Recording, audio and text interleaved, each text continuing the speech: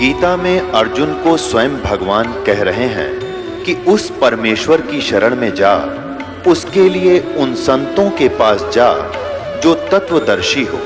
इसी प्रकार हजरत मोहम्मद को उनका अल्लाह कह रहा है कि कोई और पूर्ण परमात्मा है, उसको पाने के लिए उन तत्वदर्शी संत की तलाश कर।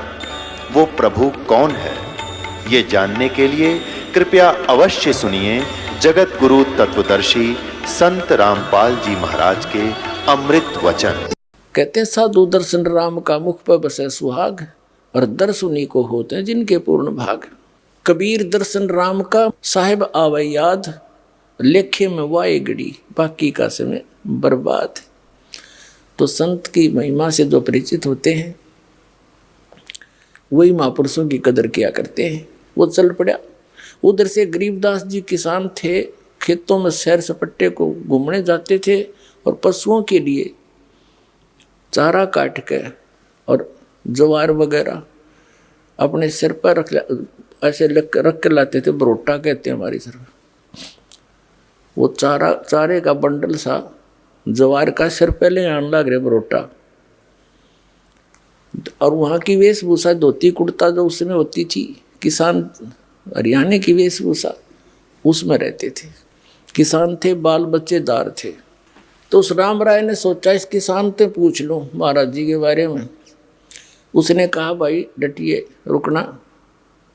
गरीबदास जी खड़े हो गए कि मैंने महाराज जी से मिलना। गरीबदास जी से, उनका यहाँ खेत कहाँ सी है, मैं बहुत दूर से आया हूँ पंजाब से, उनसे मिलना बहुत ज़रूरी है मैंने। अब गरीबदास जी तो अंतर्यामी थे। उन्होंने सोचा यदि मैं यूँ कहूँगा इसने कि मैं हूँ भाई गरीबदास, बोल क्या कहेगा, क्या बात है। तो ये यहीं से वापस हो लेगा, मेरी एक नहीं सुनेगा। क्योंकि उस भक्त ने, राम राय सिख ने, अपने मन का एक काल्पनिक संत सोच रखा था कि सिर पर जटा होंगी बड़ी बड़ी, दाढ़ी बड़ी होगी, या तो लाल कपड़े होंगे, ना कती नहीं होंगे, एक लंगोट होगा, हाथ में चमटा होगा। वो ऐसी वेशभूषा वाले को संत मानकर खोज करने निकला था। गरीबदास जी कहने लगे आ जाओ मेरे साथ, मैं मिलाऊंगा आपको गरीबदास जी से। आजा मैं मिलाऊंगा महाराज जी से तेरे को, मेरे साथ आ जाओ। अब वो साथ साथ हो लिया कि इधर उधर हो गया, कोई खेत में ले चलता होगा मुझे। वो घर आ गए। घर आए तो जो उनके शेष बाहर के आए हुए थे गरीबदास जी के, वो खड़े हुए, दौड़े गए। गरीबदास जी ने जो सिर पे रखा हुआ था पशुओं का चारा, ज्वार का बरोटा, वो किसी ने वो उठाया पकड़ा, किसी ने जूते दंडवत प्रणाम किए। अब वो सरदार जी खड़ा खड़ा देखा कि यूं के चक्कर भाई किसान थे, ये व्यक्ति दंडवत प्रणाम करते हैं। उन्होंने सोचा ये किसान होगा, जमीन अच्छी होगी, ये मजदूर होंगे इसके, इसलिए इसकी श्रद्धा कर रहे हैं। अब गरीबदास जी वहाँ पे गए, भगत को कैसे सेट करना है। सोचल सिद्धर मैं करूँ अपने जन के काज। गरीबदास जी ने कहा कि भाई नो करो। 3-4 भगत थे, किसी को कह दिया बैलों को पानी पिला लो, किसी को कह दिया ऊपर ले दूसरे स्थान पर दूसरे घेर में पशुओं का चारा भेजो भाई तुम। एक से कहा नहाऊंगा भाई, मेरी बाल्टी रख दे पानी की लाकर पाटड़े के पास। ऐसे देसी व्यवस्था से नहाते थे गांव में। तो उन्होंने सब अपना काम कर दिया, उनको इधर उधर भेज दिया। वो दोनों रह गए, आदरणीय गरीबदास साहब जी और जिज्ञासु राम राय दास जी सरदार जी। वो क्या सोच रहा था कि मैं अच्छा मूर्ख भाई, देख 250 किलोमीटर आ गया, अरे यू संत बतावें। उनसे पूछा भाई यू कौन है। उन्होंने कहा ये तो है गरीबदास जी। वो उनके चेले चाले थे, फिर वो चले गए। उसके मन में उथल पुथल होगी कि देख कितना मूर्ख मैं, ना कोई पूरा जानकारी ली हैं। यूँ तो मेरे जैसा किसान जमींदार ये है, और किताब देख खोदा पहाड़ निकली चुईया, वह भी मरी हुई। अपनी सोच से वो ऐसा सोच रहा था कि मैं तो गलत आ गया, ये महात्मा है, इधर किसान आदमी है कि। अब गरीबदास जी जान रहे थे भगत का के समस्या आ गई है, उसको सेट भी करनी थी। उनको कहा कि बैठ जाओ भगत जी। सामने चारपाई पर संकेत कर दिया, वो बैठ गया। बैठे ही और कह रहा भूखा मेरा रोटी तो खाऊंगा और नहीं तो ये सोच कर बैठ गया। फिर चलेंगे, बात तो बिगड़े गई। अब वो नहा रहे थे, गरीबदास जी स्नान करके, पहले एक धोती होती थी, अब भी है गाँव में, जैसे भगत यहाँ बांधते हैं धोती हमारे हरियाणा के, उसको धोती बोलते हैं। और उसी का एक हिस्सा होता है जिसको एज ए बेल्ट बांध लेते हैं, उसी के हिस्से को जुड़े जुड़ाए को ऐसे गोड़ गोड़ करके ऊपर का बांध लेते हैं, उसने अड़बंद बोल रहे, हड़बंद। गरीबदास जी जब नहा लिए, धोती लपेट ली, और वो धोती का शेष हिस्सा एज ए बेल्ट बांधना होता है।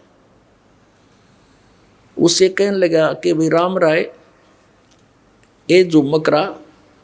अब उसने गांव में भी झुमकरा कहा करते, किसको? उस राम राय को, क्योंकि वो ज़्यादा संकी टाइप आदमी था। गांव में भी उसका नाम झुमकरा काट रखा था। और यहाँ भी वो अविश्वास सा करके उथल पुथल हो रहा था, झूम रहा था उसके दिमाग। और उसने गांव में भी झुमकरा कहा करते, और गरीबदास ने भी उसका नाम झुमकरा से संबोधित कर दिया। तो चौकन्ना होया कि भाई इसने मेरा झुमकरा नाम क्यों कर पाया? जैसे एक आदमी के दो दो नाम होया कर गांव में विशेषकर। तो खड़ा हुआ, कहा करे झुमकरा एक बैदरा, मेरे हाथ का चोट लग गई उंगली के वहाँ खेत में, और यूँ काम नहीं करती, मेरे यहाँ गांठ लगा दे, अड़बंद बांध दे, धोती की बेल्ट बांध दे मेरा। वो लगा ऐसे गांठ लगा के। अब जैसे उस धोती के शेष लास्ट वाले सिरे को ऐसे कर लेते हैं, ऐसे ऐसे करके उसको फिर न्यू बांध दिया कर चारों तरफ कर ला के। अब वो न्यू ला कर गांठ लगाना चाहे, शरीर गांठ लगानी होती है, वो गांठ ऐसे शरीर के अंदर से निकला हो गरीबदास जी के, वह धोती, और उस कपड़े का गांठ लग जा। और गरीबदास जी ने ध्यान दूसरी साइड में कर, उसने सोचा तेरा बहुत उल्टी साइड तो पकड़ा गया, गलत लग गया। उन्होंने फटाफट फिर खोला, दोबारा फिर ऐसे करके गांठ लाई और नो खींचा, फिर उस धोती का लाएगी। तीसरी बार फिर ऐसे ही किया। जब गरीबदास जी ने कहा अरे झुमकरा, मैं तो तेरे जैसा किसान हूँ भाई, ये धोती क्यों ना बनती तेरे थे? न्यू देखा ऊपर ने, भाई मानस तक कौन यू सिंपल मैन नहीं है, शरीर दिखर शरीर के वहाँ गए धोती निकलना गरीब अंधा थोड़ा ही। ऊपर को देखा तो वो राम राय जो है श्री विष्णु जी के पुजारी थे, उनको सुप्रीम पावर मान्या करते थे। अब ऊपर ने देखा तो गरीबदास जी का रूप विष्णु जी का रूप बन गया, शंख चक्र गदा और ऐसे सिर पर मुकुट। और यूं देखा वो, नो देख कर चरणों में पड़ गया, चरणों में गिर गया कि महाराज बख्श दो, मैं तो गलती होगी। फिर एकदम वो उसी रूप में थे, वो तो मालिक यानी परमात्मा कबीर जी सारी लीला कर रहे थे उसके फड़क मिटाने के लिए। गरीबदास जी का रूप ऐसा दिखा दिया जिसके वो पुजारी थे, ताकि सेट होकर सुन लेंगे सारी राम कहानी हमारी। उसने फिर देखा तो फिर एज इट इज, फिर मन बदल गया। अब मेरा कोई भूल भुलैया होगी या मेरी अपनी ही कल्पना होगी। फिर भी कहने का इस चमत्कार को देखकर वो ठगा सा रह गया। उसने वहाँ से जाने की इच्छा व्यक्त नहीं करी। पहले उसको खाना खिलाया कि रोटी खा, फिर बतलावांगे बाद में, भोजन पा, छक पहले भगवान का प्रसाद। फिर लगे कथा सुनाने।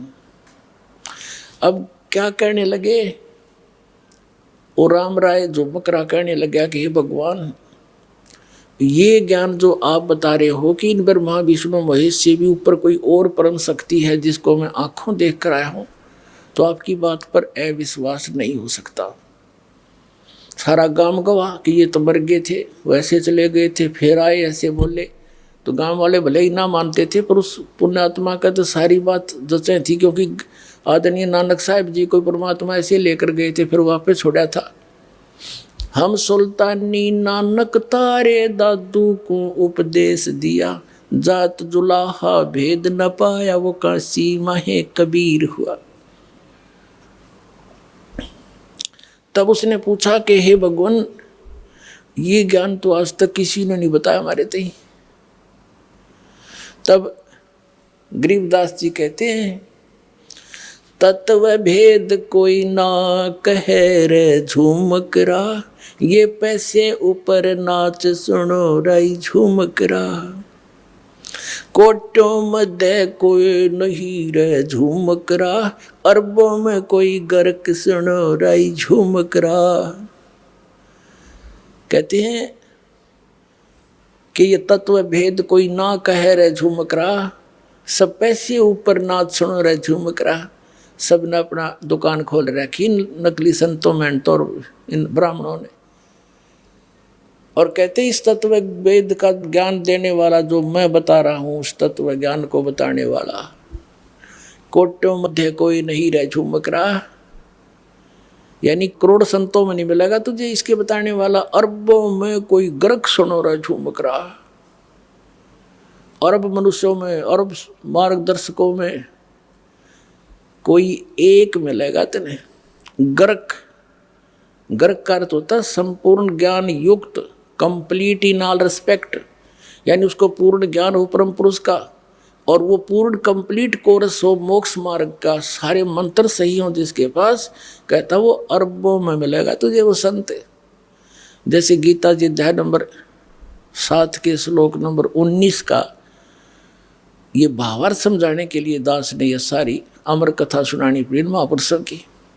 उसमें क्या लिखा है कि बहुनाम जन्मानाम अंते ज्ञानवान माम प्रपद्यते, बहुत बहुत जन्मों के किसी अंत के जन्म में ये ज्ञानी ब्रह्म तक की साधना करते मेरी।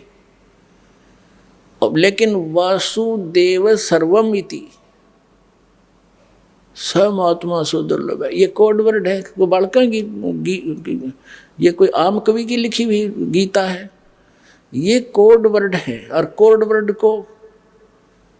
वर्डों को यानी सांकेतिक शब्दों को टीचर ही समझ सकता है, और ये नकली टीचर थे, इनको समझ में नहीं आया, इनको इनकम्प्लीट कोर्स था इनका।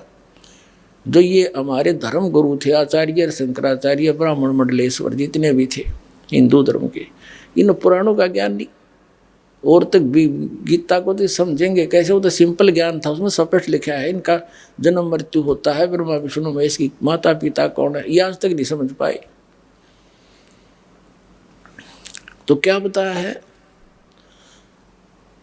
कि वासुदेव सर्वमिति स महात्मा सुदुर्लभ है, ये बताने वाला कि वो वासुदेव यानी सर्वशक्तिमान, सबके ऊपर कंट्रोलर, यानी जिसकी सत्ता सबके ऊपर है, वो कुल धनी ही पूजा के योग्य है, वही मोक्षदायक है, वही पाप नाशक है, और वही सारे ब्रह्मांडों का सभी का जनक है, वो सभी आत्माओं का पिता है। केवल उसी की ही भक्ति करनी चाहिए,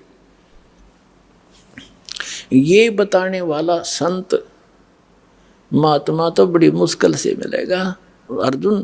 तो यहाँ गरीबदास जी भी वही कह रहे हैं, कोटों मध्य कोई नहीं रे झूमकरा, अरबों में कोई गर्क सुनो राई झूमकरा, तत्व भेद कोई ना कहे रे झूमकरा, ये पैसे ऊपर नाच सुनो राई झूमकरा। एक समय गांव में एक ब्राह्मण कथा कर रहा था, और उसने 30 दिन के लिए कथा रख दी, 30 दिन कथा करूंगा। अब ठीक है, उद्देश्य क्या था उसका कि रोजाना दक्षिणा के 10-10 रुपये भी आओगे तो 300 रुपये हो जाएंगे। 300 रुपये तो उस टाइम के आज के 30 लाख के बराबर समझ लो। 250 वर्ष पहले 1 रुपये की भैंस आ जाया करती तो 80,000 की आती है, 90,000 की। तो उसने इस उद्देश्य से कथा करनी शुरू कर दी 30 दिन तक। जिस दिन उसकी कथा का भोग पड़ना था, उसी गांव की चंडाल चौकड़ी ने सोचा कल इस पंडित जी की कथा का भोग पड़ेगा, और गांव वाले वहाँ इसका चढ़ावा चढ़ा देंगे घना, और यो करा कित यो इसका नहीं चढ़ने देना। ब्राह्मण गए, वो आकर गांव में सारे सब तरह के। उन्होंने क्या किया, उसी दिन सुबह सुबह जो भोग पड़ना था, दिल्ली से एक चंपाकली नाम की नाचने गाने वाली वो व्यवसायिक लड़की ले आए और उनने उसका सांग करा दिया। अब सारा गांव और इधर के उधर के लोग उस पूरा पहुंच गए। पंडित जी दौरा वो घर घर के बैठे जिसका कथा करे था। अब पंडित जी कहता है 30 रुपये 30 दिन में। हर चंपाकली के 2 घंटे में आगे 500 रुपये चांदी के वह लेकर जाती रही।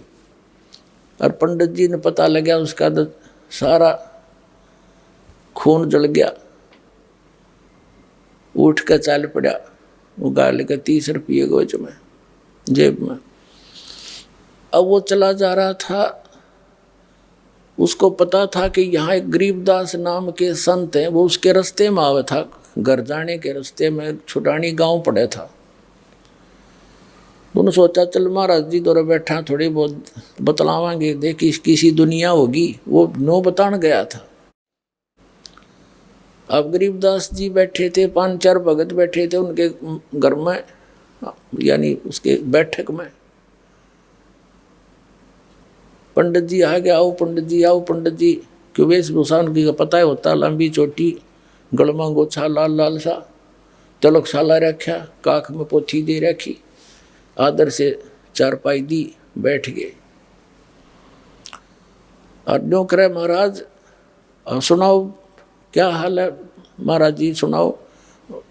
पंडित जी गरीबदास जी बोले महाराज के बताओ, बस दुनिया का तो नाश जा लिया, या तो डूबेगी कति, हद होगी, फलान होगी। काफ़ी देर न्यू बोलता रहा, पर न्यू ना बतावा कहानी के है।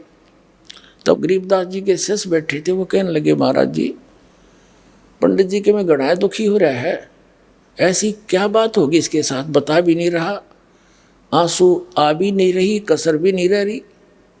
तब गरीबदास जी ने कहा था कि भाई फूटी ज्ञान विवेक की, ये अंधा है जगदीश। और भाई चंपाकली के 500 हरीश मनीराम के 30, रोड़ा यू है इनका। वो मनीराम पंडित जी था। अब उसने गरीबदास जी ने बता दिया कि भाई चंपाकली का तो 500 रुपये आ गए। हरीश पंडित जी ने 30 दिन तक कथा करी, इसका 30 रुपये आए। यो उसका दुख मान रहा है। तब पंडित जी कहने लगे महाराज आपने क्यों कर पता लगा, कैसे पता लगा। गरीबदास जी बोले इस बात ने छोड़, मुझे कैसे पता चला, पर एक बात सुने। तो आप उस गांव के लोगों को और चंपाकली को उल्हाना दे रहे हो कि उस वहाँ ऐसा कर दिया, वह पैसे के लूट लेगी। और तू क्या कर रहा था वहाँ पर, आप किस उद्देश्य से कथा कर रहे थे। कथा सत्संग 1 दिन कर ले, 2 दिन कर ले, 4 दिन कर ले, तेरा उद्देश्य क्या था आप बताओ सच्ची आत्मा से। उद्देश्य यही था कि 30 दिन में कम से कम 300 रुपये तावेंगे। एक बात बता पंडित जी, गरीबदास साहब बताने लगे उनका, जिस समय राजा परीक्षित को 7वें दिन सर्प ने डसना था,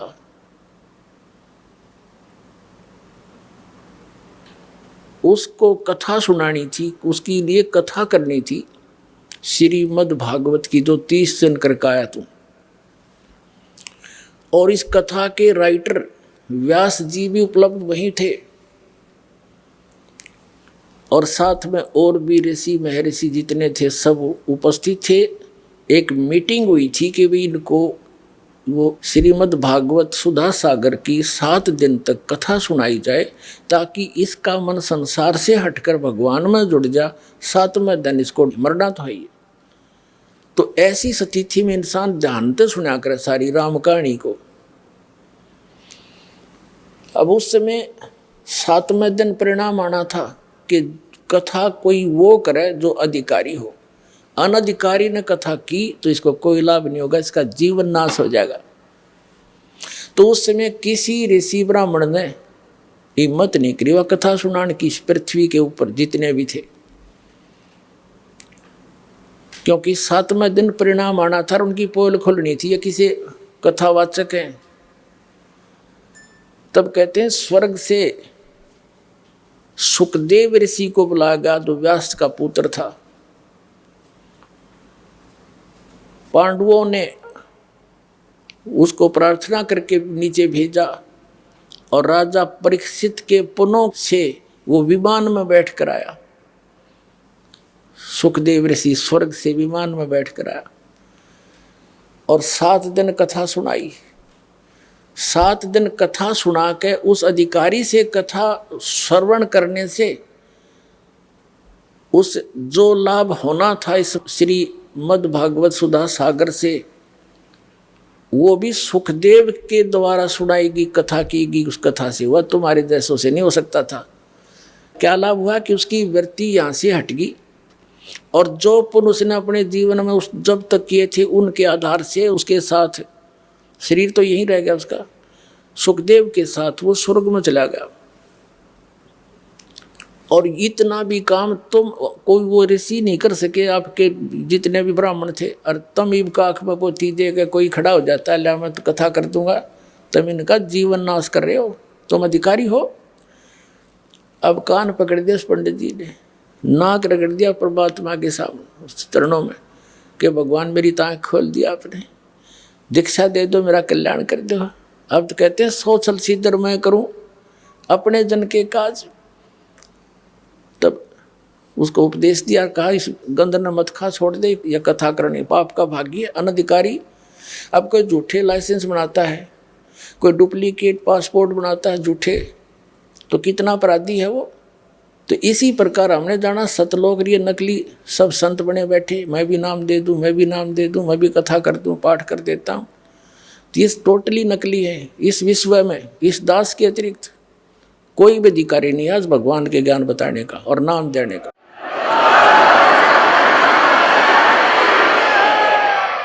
ये अभिमान ना समझना, कति तत्व ज्ञान समझ लेना इसको। अपने आत्माओं जो प्रसंग चला था कि यहां प्राणी कितने दुखी हैं और हम अपने बच्चों को शिक्षा किस लिए देते हैं कि ये पढ़कर शिक्षा की महिमा से परिचित हुए तो आज उस सत्र का लाभ हमारे बच्चे प्राप्त कर रहे हैं। अब ठीक इसी प्रकार जिस समय श्रीमद् भगवत गीता अध्याय नंबर 7 के श्लोक नंबर 29 में क्या कहा है कि अर्जुन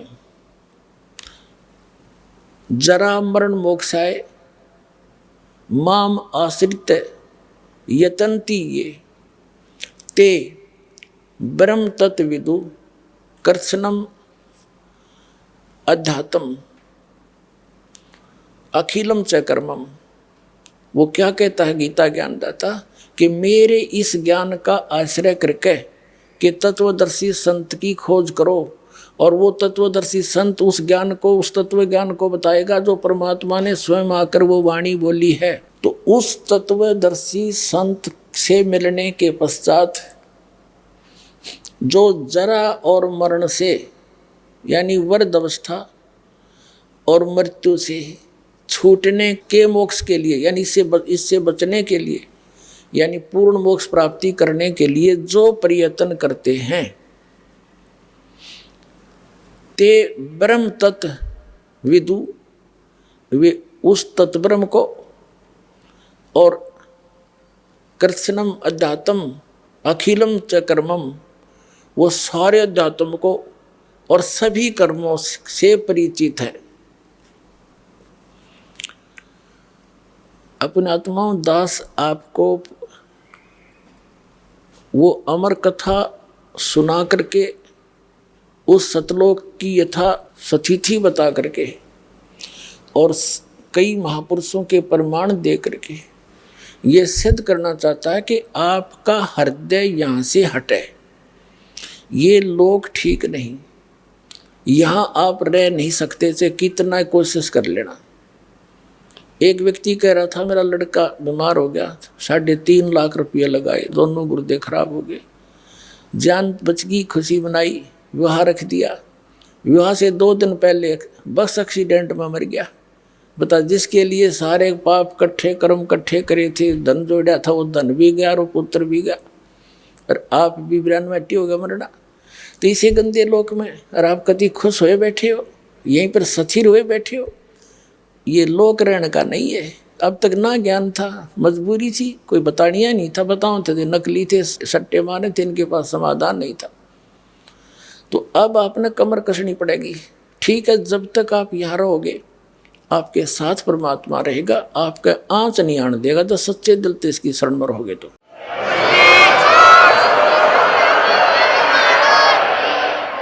और ये भी आपको याद रहना चाहिए कि यहाँ रह नहीं सकते हम सदा, मृत्यु तो एक दिन होगी, और मृत्यु होगी तो आप यहाँ रह नहीं सकते जिसको अपना मान रहे हो।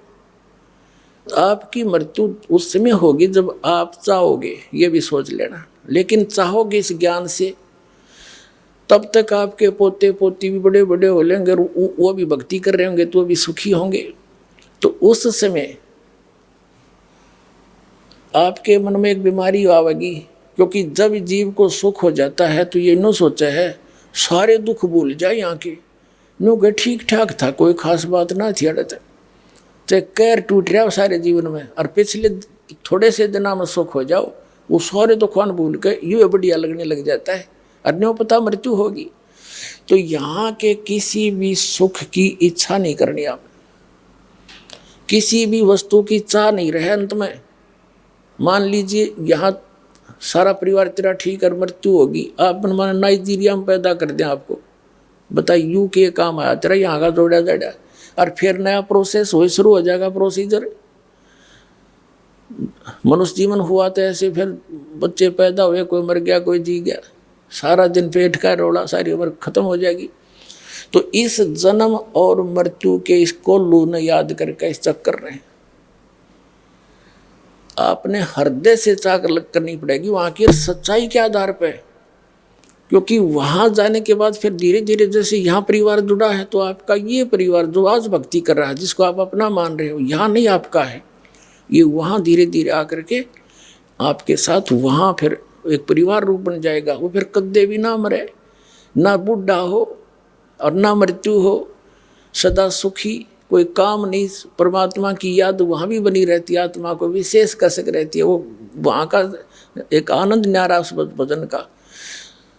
और वो सैर सपट्टे कहीं करो, विमान सबके पास हैं, बड़े बड़े मकान हैं, आगे बहुत बड़े लान हैं, बाग बगीचे हैं, फलदार वृक्ष हैं, ये सत्कर मान लेना, कोई बड़का के बुकान की बात नहीं है। खुद संतों ने बताई, परमात्मा ने आके बताया, और आंखों देखा उन महापुरुषों ने बताया जिन्होंने उस सचखंड को देखा। लेकिन उन्हें थोड़ा सा घुमा फिरा कर बताना था, नहीं तो ये नकली पंथ भी वही गुणगान लग जाते जो परमात्मा ने बता रखा था, तो उसको कोड वर्डों बता रखा है। और वो कोड वर्ड इस दास का समझ में आए कबीर भगवान की रजा से, और किसी का समझ में ना आई वह, तो उसके आधार से प्रत्यक्ष प्रमाण करके दिखाऊंगा आपको कबीर साहब की वाणी में, जिसको कबीर पंथी रोज पढ़ा करते। अब प्रसंग चल रहा था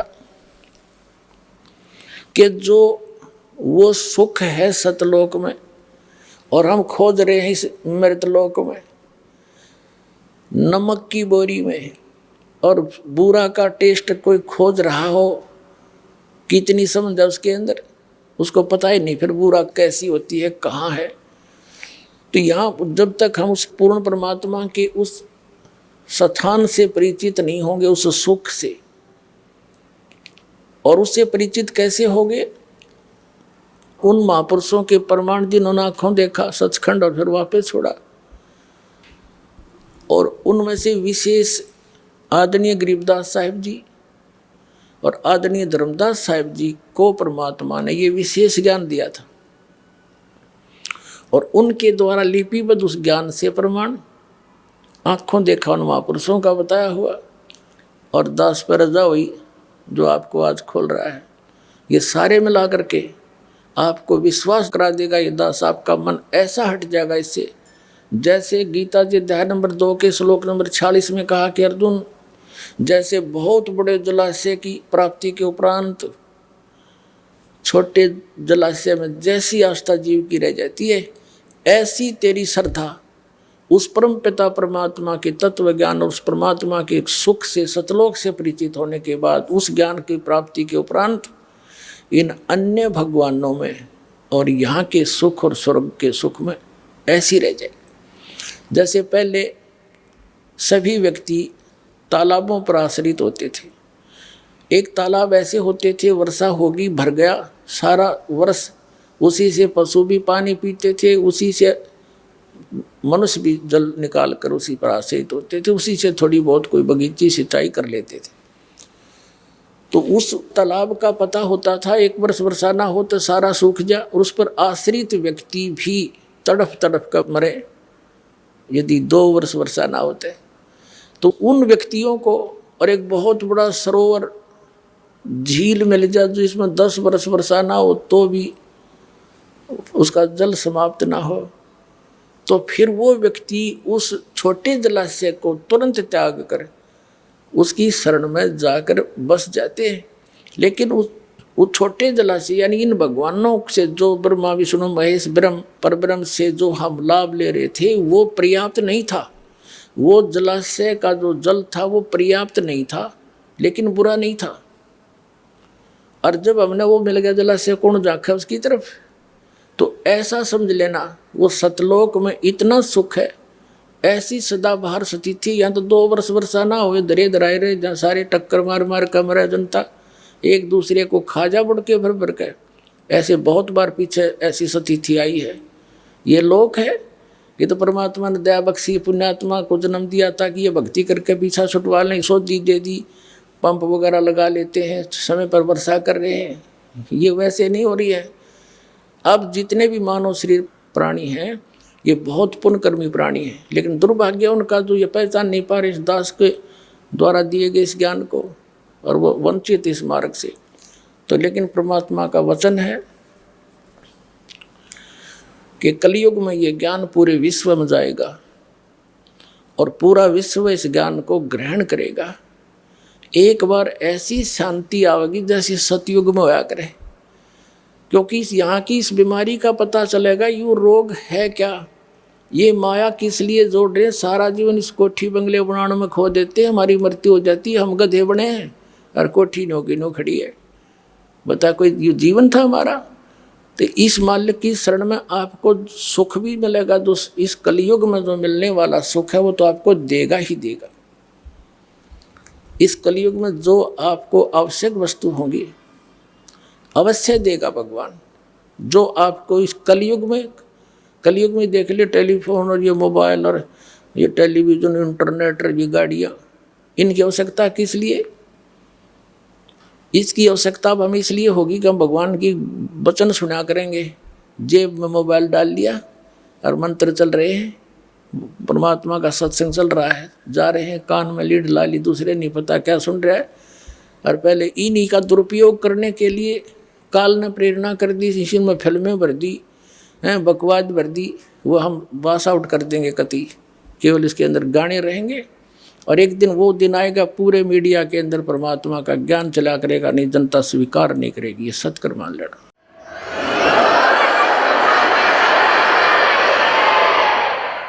तो पुण्यात्मा इस झूठे सुख को सुख कहे ये मान रहा मनमोद,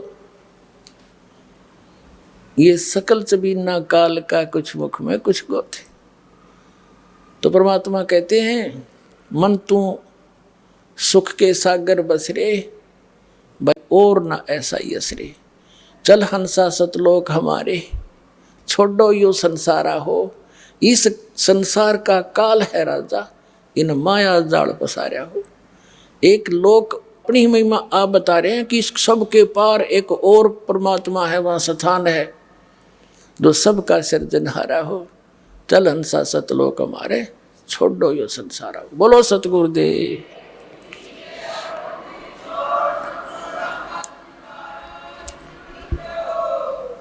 ब्रह्म पिता परमात्मा पूर्ण ब्रह्म सर्व सृष्टि रचनार कबीर परमेश्वर जी की असीम कृपा से आप पुण्यात्माएं सत्संग सुनने के लिए उपस्थित हुए। भक्ति मुक्ति के दाता सतगुरु, भटकत प्राण फिरंदा, उस साहिब के हुक्म बिना नहीं तरवर पात हिलंदा। परम पिता परमात्मा कबीर जी ये हम सभी आत्माओं के जनक हैं। और ये हमें संदेश देने के लिए यहाँ आते हैं, ये ज्ञान कराने के लिए इस काल के लोक में सहशरीर आते हैं और सहशरीर चले जाते हैं।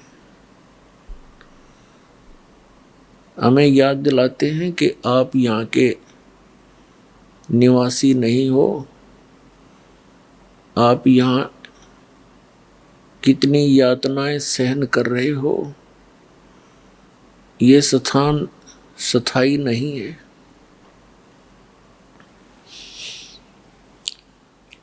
अब क्या बताते हैं, चारों युग में संत पुकारे, कूक कहा हम हेल रे, हीरे माणिक मोती बरसे, ये जग चुगता ढेल रे। क्या बताते हैं कबीर परमात्मा जी के चारों युग में मुझसे परिचित मेरे संतों ने उस यथार्थ भक्ति मार्ग का ऊंचे स्वर में आवाज लगा लगा कर ज्ञान कराना चाहा, लेकिन ये संसार उस यथार्थ ज्ञान रूपी यानी पूर्ण मोक्ष की विधि रूपी जो मोती हैं, उनको ना स्वीकार करके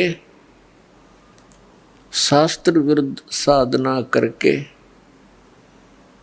मोतियों के स्थान पर कंकर इकट्ठे कर रहा है, अर्थात मोक्ष प्राप्त ना करके यहीं के काल के इस लोक में, इससे दूसरे स्वर्ग लोक में, इससे तीसरे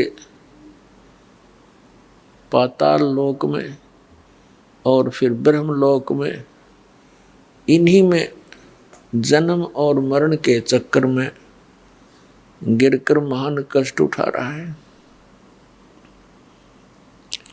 चारों युग में संत पुकारे और कूक कहा हम हेल रे, हीरे माणिक मोती बरसे, ये जग चुगता ढेल रे। ये संसार डड़े इकट्ठे कर रहा है। पहले तो यहाँ देखिएगा, मनुष्य जीवन का जो उद्देश्य है उसको भूलकर प्राणी यहाँ की व्यवस्था में ही सारा जीवन नष्ट कर देता है। ये मानव प्रत्येक प्राणी के अंदर एक ऐसी धारणा बनी हुई है कि मैं बहुत बड़ा धनी बनूं, मेरे पास बढ़िया कोठी हो और कार हो तो और अच्छा हो जाए।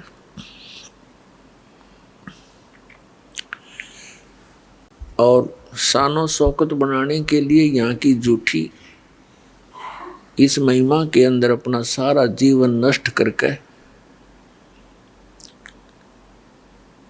और खाली हाथ चला जाता है। अब परमात्मा आकर याद दिलाते हैं कबीर भगवान जी, इस झूठे सुख को सुख कहे ये मान रया मन मोद, ये सकल चबीना काल का कुछ मुख में कुछ गोद। अब क्या बताते हैं परमात्मा कि आप जी यहाँ काल प्रेरणा से परमात्मा से किन वस्तुओं की डिमांड करने आते हो? निसंतान संतान चाहता है, निर्धन धन की आशा लेकर ही आता है, रोगी अपना रोग नाश ही उद्देश्य लेकर आता है।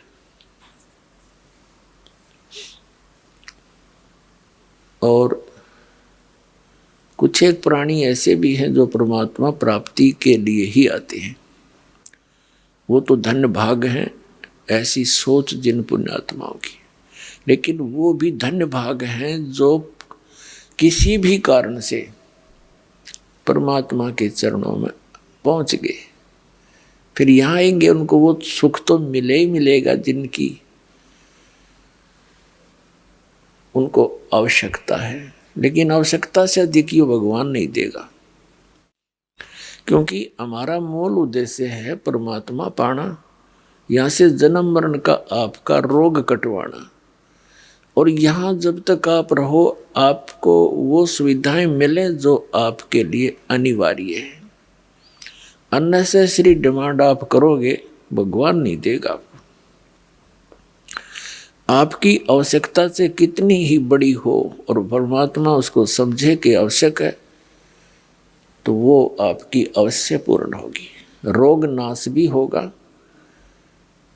और कोई आर्थ आया है या किसी अन्य आवश्यकता है उसको वो अवश्य आपका पूर्ण होगा, क्योंकि ये परमात्मा सुखदायी है। आपको सुख देगा, आपको धन भी देगा।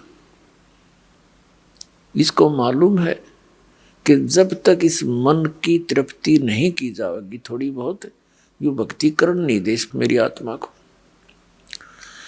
तो पहले इसको संतुष्ट करेंगे दाता और फिर ज्ञान देंगे।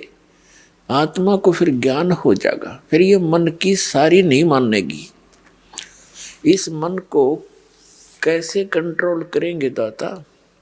ये तब भक्ति करने देगा। एक व्यक्ति के ओठ पर चोट लगेगी, ओठ पे, तो उसको किसी ने बताया कि भाई कोई कहे कुछ बांध दो, कोई कहे देसी, पहले गांव में ऐसा ही व्यवस्था होती। एक ने कहा कि इसके हलवा बना के बांध दो देसी घी का। तो जिसका चोट लग रही थी वो कहने लगा भाई यूं ठीक कर रहे हैं, तो उसको हलवा बना दिया। अच्छा, थोड़ा सा बनाया, औषधि टाइप इसको उठ कर लगा देंगे, बांध देंगे, यहाँ पर चिपका देंगे। वो हलवा रखे ओठ पे और वो तो खा जाए, उसको स्वादिष्ट लगे। वो जब भी ओठ पर धरती अंदर ले जाए उसने, फिर कहने लगे, उन्हें विचार किया भाई जब तक यू छक नहीं लेगा इतना ओठ पर टेकन नहीं दे इसने, पहले इसने छकाओ। तो पहले तो छकाया और छकने के बाद हलवा फिर एक कण भी नहीं खा सकता आदमी, इसकी यह भी एक खासियत है। तब उसने ओठ पर टेकन दिया हो। तो पहले तो परमात्मा इस मन की फड़क निकाल लेगा। ये जो डिमांड लेकर यहाँ आया है ये पहले इसने छकावेगा और फिर इसके अंदर ऐसा ज्ञान भर देगा मालिक कि आगे ये कोई वस्तु नहीं चाहेगा एक मोक्ष के अतिरिक्त। आप यहाँ आते हो, देखो जब तक आपको कोई परेशानी है और उसमें राहत नहीं मिलेगी तो आप भक्ति सुन भी नहीं सकते, ज्ञान भी नहीं सुन सकते, करना तो बहुत दूर की बात है। तो दयालु परमात्मा है। यदि आपका निश्चय पूरा होगा, पूरे विश्वास के साथ परमात्मा में आप लगन लगाओगे, ये जाप मंत्र जो बताए जाते हैं ये करोगे, तो ये तो मामूली सी बात है उस मालिक के लिए, ये तो कुछ भी नहीं जो डिमांड आप लेकर आते हो। फिर यहाँ ज्ञान कराया जाएगा आपको। परमात्मा बताते हैं, क्या मांगू कुछ थिर न रहाई, देखत नैन चला जग जाई। 1 लख पूत 1.25 लाख नाती, उस रावण के दीवान बाती। आवत संग ना जात संगाती, क्या भया दर बांधे आथी। कहे कबीर अंत की बारी, जैसे हाथ जाड़ कर चला जुआरी। अब परमात्मा कहते हैं, यहाँ क्या वस्तु मांगोगे तुम भगवान से, और कोई भी टिकाऊ नहीं। क्या मांगो कुछ थिर ना रहाई, और देखत नैन जला जग जाई। आंखों के सामने रोज पता नहीं कितने व्यक्ति जा रहे हैं। 1 लख पूत 1.25 लाख नाती। रावण के 1 लाख पुत्र थे और वो भी सर्वनाश को प्राप्त हुए, सारे मर गए युद्ध में। और फिर उस रावण के घर में कोई दीपक जलाने वाला शेष नहीं बचा। तो क्या मांगा यहाँ पर? एक व्यक्ति, हम सत्संग कर रहे थे गांव में, उनका कोई रिलेटिव आ गया, वो छोटे से बच्चे को साथ लिए हुए था। तो सत्संग सुनकर उसकी आंखों में आंसू आ गए। कहने लगे जी सारी साची है, पर यह सच्चे उस टाइम है जब स्वयं बीत ले है। मेरे 4 पुत्र थे और चारों का विवाह हो गया 2 या 3 वर्ष के अंदर अंदर, और कुछ एक आधा व्यवसाय कर रहा था, 1-2 नौकरी कर रहा था। संतान अभी तक हुई नहीं थी, चारों की मृत्यु होगी 1 साल के अंदर अंदर। 2 तो इकट्ठे एक्सीडेंट में मारे गए और 2 बीमार होकर, एक को सर्प डस गया, खेत में सोया था कोठे पे ट्यूबवेल पे, और एक बीमार होकर मर गया। वो पत्नियां भी गई उसकी, उनकी। छोटे से बालक ने ले रहा, ने बोला 2 गोद ले रखा, इस पर टाइम पास करूंगा। बताओ यहाँ कोई जीवन है? पर हमें कोई विकल्प नहीं पता था, और अब ये विकल्प आपको पता लग गया, इसका अल्टरनेट मिल गया। और अब भी कोई यहीं इसी गंदे लोक में व्यवस्थित रहना चाहता है तो फिर वो परमात्मा का प्यारा नहीं है, उसको भगवान की चाह नहीं है।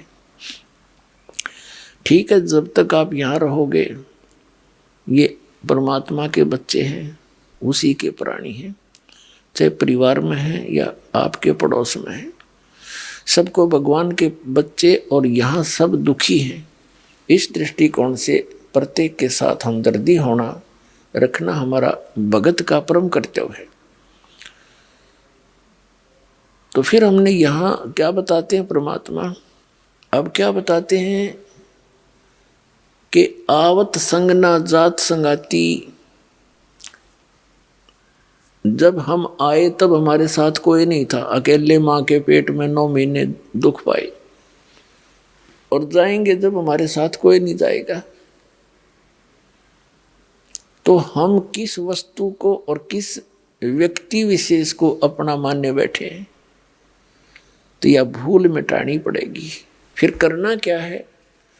हमने ऐसे समझना जैसे हम एक यात्री हैं और किसी रेल के कंपार्टमेंट में बैठे हैं, उसमें वृद्ध भी होते हैं, बहन बेटियां भी होती हैं, और भी अन्य बालक बच्चे भी होते हैं। तो किसी को कोई तकलीफ है तो उसकी मदद करना प्रत्येक यात्री अपना कर्तव्य समझता है, हमदर्दी दिखाता है। 2 नेक व्यक्ति होते हैं, और फिर जिसका जहाँ जहाँ भी स्टेशन आता जाता है वहीं उतरते चले जाते हैं। फिर उसके बाद उनसे कोई लिंक नहीं, उनका कोई उसकी याद भी नहीं। लेकिन जब तक उसमें हैं वो बड़े हमदर्दी से रहते हैं, अपने से बनकर। तो हमने ये समझकर इस संसार में रहना। जो भी आपका परिवार है, ये आप एक कंपार्टमेंट में, एक डिब्बे में बैठे हैं, और जिसका जब समय आ जाएगा वहीं उतर जाएगा वो। तो इसके लिए आपको ज्ञान की आवश्यकता है, और साथ में इस भक्ति भजन की आवश्यकता है। फिर आपके अंदर ये ज्ञान समावेगा जो दास आपको बता रहा है। अन्यथा ये ज्ञान हमने 100 बार सुन दिया, काना पे घटाड़ दे, जाकर फिर वही एज इट इज ही हमारी व्यवस्था बनी रहती है। तो इस ज्ञान से और इस भगवान की भक्ति से आत्मा में दृढ़ता आती है। तो क्या बताते हैं परमात्मा के, क्या मांगो कुछ स्थिर न रहाई, देखत नैन चला जग जाई, 1 लाख पूत 1.25 लाख नाती, और उस रावण के आज दीवा नबाती। फिर क्या बताते हैं, आवत संग ना जात संगाती, क्या भया दर बांधे हाथी।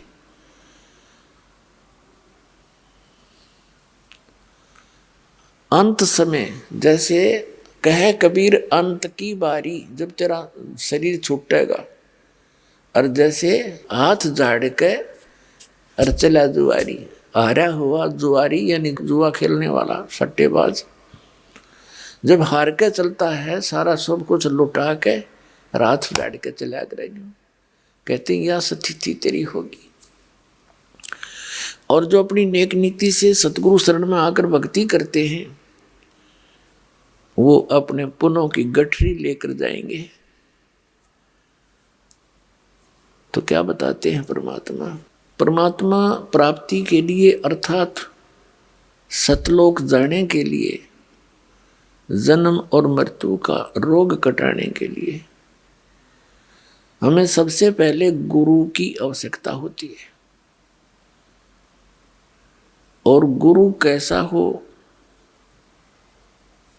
उसके लक्षण क्या हैं, सतगुरु कैसा हो, तो वो गुरु वो होता है, कहते हैं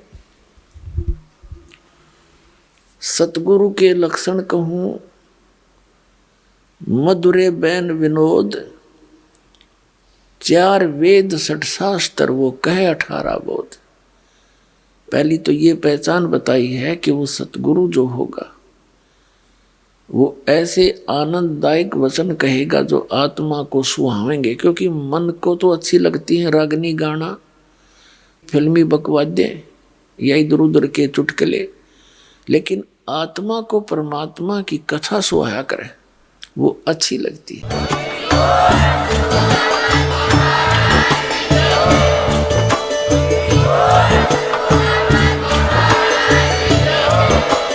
आप सुन रहे थे जगत गुरु तत्वदर्शी संत रामपाल जी महाराज जी के मंगल प्रवचन। अधिक जानकारी के लिए विजिट कीजिए हमारी वेबसाइट www.jagatgururampalji.org। संत रामपाल जी महाराज जी के शुभ आशीर्वाद से पूरे विश्व भर में 500 से भी ज्यादा नाम दीक्षा केंद्र हैं, जिन पर संत रामपाल जी महाराज जी द्वारा ऑनलाइन निशुल्क नाम दीक्षा दी जा रही है। अपने नजदीकी नाम दीक्षा केंद्र का पता करने के लिए संपर्क करें 8222880541।